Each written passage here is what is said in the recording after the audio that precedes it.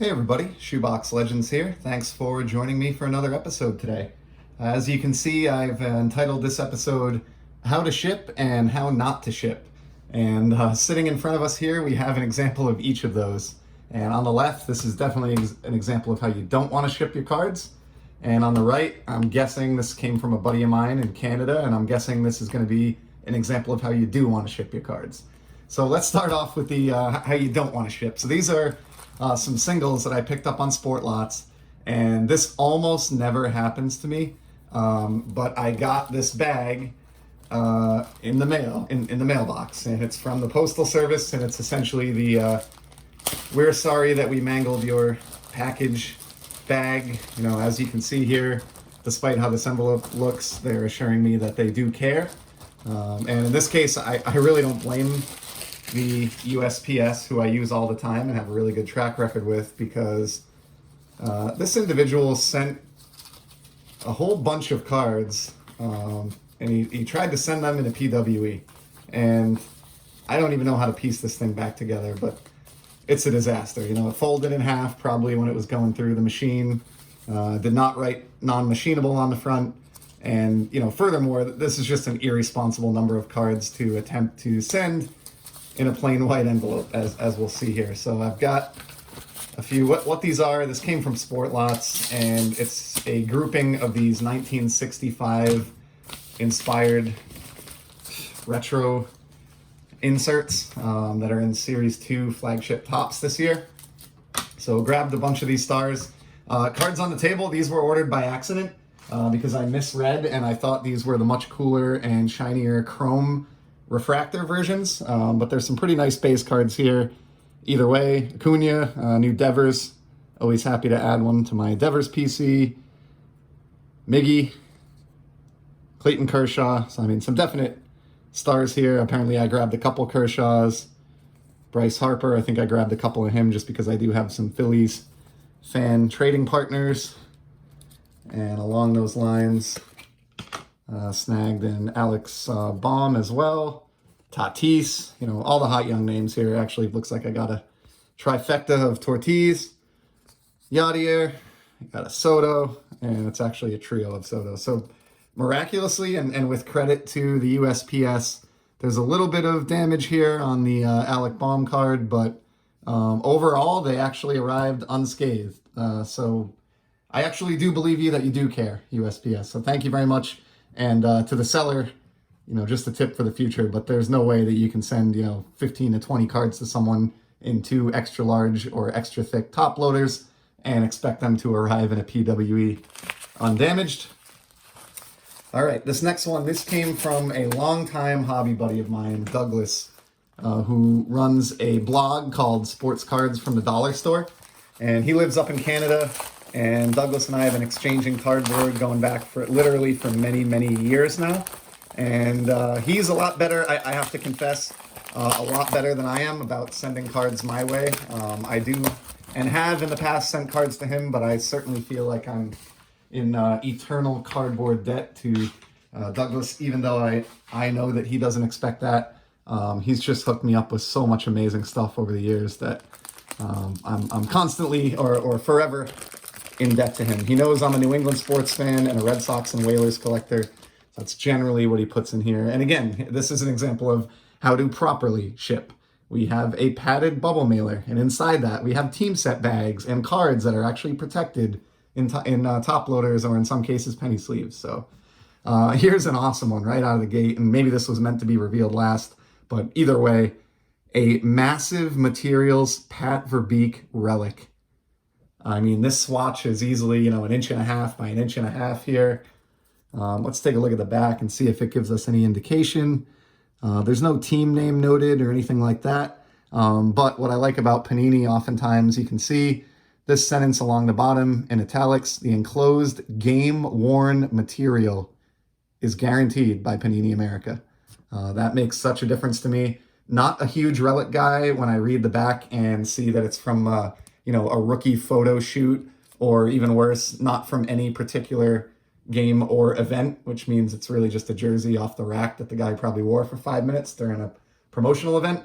But in this case, this massive materials of the little ball of hate Pat Verbeek, one of my favorite players in NHL history, is indeed game used. Super sweet. I'm going to put this one up on the stand here for the background. I would imagine that's going to end up being the star of this package, or certainly right up there. That is a killer addition to my Verbeek collection. And because it doesn't say either way, I am absolutely going to consider that a Hartford Whalers card. All right, next up, looks like we got some Shine, which Douglas knows I'm a fan of. Check this out. Bowman's Best Refractor of Mookie Betts. What a card. I'm just a sucker for any refractor, period. I think Douglas knows that from our many years of interacting, and the blog that I ran, just constantly showing off Shine. And, oh man, it just keeps getting better. So check this out. In addition to that refractor, we've also got the base Mookie from 2019 Bowman's Best, and the base of my guy Xander Bogaerts. I've mentioned this, but I am in the process now of actually putting together a spreadsheet and inventorying all of my Bogaerts cards so that I know, what I have and what I don't. And I am quite positive, having gotten through a lot of that recently, that I don't have a copy, or did not prior to this have a copy of this Bowman's Best. And in case that wasn't cool enough, also got the incredibly shiny refractor version of the Bowman's Best to go with the Betts refractor. So pretty stunning duo of Red Sox stars right there. People, from what I gather, people are a little bit souring kind of on Mookie Betts because he's having a tough season. That doesn't seem too wise to me. He's still a young guy. He's got, an MVP, multiple second place MVPs, 2 World Series rings, and a lot of years left still to produce. So in the same way that I was saying earlier this year, I didn't understand why people were bailing on Juan Soto so quickly. I sort of feel, maybe to a little bit lesser degree, but I feel the same about Betts, and I'm surprised to see that his prices have come down to the extent that they have. All right, I'm going to try to pick up the pace here. I'm past 7 minutes and have a really bad habit of rambling. Although I guess that's kind of what this is for. But we got more Red Sox before we move on to some hockey. Here's a nice one on a Bowman Platinum. And again, some nice shine on this JD Martinez. Killer card there. Continuing on with the Red Sox, how about this triple play Daisuke Matsuzaka? Guy was a huge deal for a little while there in Boston when he first signed on. Kind of had some of that notoriety like Nomo did in the mid-90s. And just a lot of buzz and excitement around his arrival. He didn't pan out to be like a superstar or a perennial all-star or anything, but he actually did have a pretty solid MLB career, especially when you consider the amount that he had already pitched overseas before he moved here. Had some very good seasons with Boston and the Mets and so on and so forth. Here's an awesome one. Zach Senyshyn, Synergy Rookie. I love these cards. I've shown like an Alex Ovechkin, I think, from this release. This touches on a few different things that I love in the hobby, or a couple anyway. Shine, which you see, the whole middle portion of this card is a really nice rainbow foil board, but the edges are acetate as well, and colored, in this case red. I think there are different colored parallels available, so really cool card. And of course, this is a rookie as well, so that's a pretty neat Zach Senyshyn card from my Bees collection. And then we've got one here that's I think this is Topps Triple Threads. I'm going to have to look at the back because I'm not that familiar with this release from year to year, but really nice looking Roger Clemens. Love the foil on the nameplate there in contrast with the dark black nameplate. Just looks really, really slick. Sort of a higher end look and feel to this. I think it's just a base card, but it's certainly a phenomenal looking base card, which I think makes sense because obviously this is a higher end product where even the base cards need to have something that sort of differentiates them from the everyday card. That's a really neat one. Next up, we got some hockey here. So here's a cool one from Upper Deck Overtime, a Clappers insert of Ray Bourque. Look how his name kind of just catches in that rainbow foil in the bottom of the border there. Great shot of a guy who had a legendary slap shot and was one of the best offensive defensemen in NHL history here. Love this concept for an insert set and have never actually heard of these prior to stumbling upon this just now. That is brand new to me and really, really appreciated Ray Bort card there. We're really starting to shine in the background here. Love it. Here's a hit, Carl Soderberg rookie out of 2013 score. I opened a ton of this product. I've mentioned it on the channel before. I have completed the base set, which was pretty large in size. And this is a neat autograph. You know, his penmanship isn't anything to write home about. Kind of a comical signature there, but overall, he was a kind of a highly touted player that came here from overseas. And he had some decent years with the Bruins, and I believe he's still in the league. I know he moved on to the Avalanche, I think, and he may still be playing now. Kind of a rugged middle line forward, maybe second line, third line, depending on the team, with some scoring capability. And pretty cool autograph here, so I really appreciate that one. Looks like we're back to, or we got a mix here of hockey and baseball. So we got some 2020 Upper Deck. Brad Marchand, who's, in my opinion, one of the most underrated best buys in the hockey landscape today. He's not widely loved because of some of his antics, but he is putting up very impressive numbers, and I really think he has a legitimate shot to be in the Hall of Fame in the future, and his prices don't really seem to reflect that in comparison to his peers. So I'm always looking for new Marchand cards, especially with the Bruins being my local team. And I got a nice base here from Douglas, as well as an Anders Bjork, who I believe has been sent out of town in trade this past season, if I'm not mistaken. And then we've got a nice titanium private stock from Pacific of Brian Ralston. That one's going back almost 20 years now. Cool card there. And then out of Topps Gallery, we've got World Series champion Mitch Moreland from the 2018 team. Like the background on this one has a sort of like a 53 Topps type feel to the artwork. And then JD Martinez that doesn't to me look like JD, but cool card, and a guy who's certainly been crushing it again this year after a down season last year. And then one that I think I actually received recently in the package that I got from my friend Brian, aka Walkenbach here on YouTube. But I will find a home for this dupe. Got a ton of Red Sox collectors that are always hitting me up for excess cardboard, so I'll have no problem finding somewhere to relocate that one to. And then here's an awesome one, the base version of the 2020-21 Upper Deck Jordan Staal, showing him in the Whalers uniform. I showed the clear-cut parallel, acetate parallel of this that I picked up a little while back. Did not have the base for my Whalers collection, and so Douglas hit a home run here. He has probably more so than any other human being not named Shane contributed, I would say, the most cards to my Hartford Whalers collection over the last decade and a half. And eternally grateful to Douglas for that. And that's the latest example of that.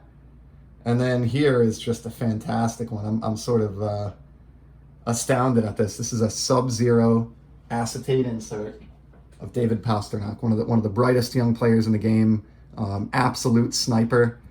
These Sub-Zero inserts year to year are acetate or see-through. You can see at least for a portion of the card.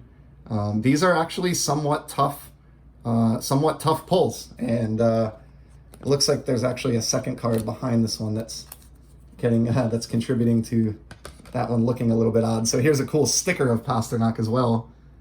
This is, if I was watching a Freedom Sufferer cards video right now, he'd be saying foily, foily, foily about this one. Super cool. Look at that laser background there. This is a top sticker, I believe.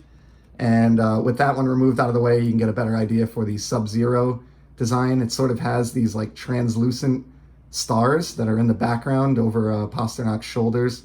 And then the card is largely acetate. These are super cool inserts. They're relatively tough pulls every year out of like Ice or SP Authentic. And I think these are sleeper cards for some of the better guys in the league. And so I've made an effort to pick up Sub-Zero inserts of guys like Connor McDavid and Alex Ovechkin. But I'm confident that I did not have this Pastrnak, and that is an absolute home run from Douglas there. This one is going out on display as well.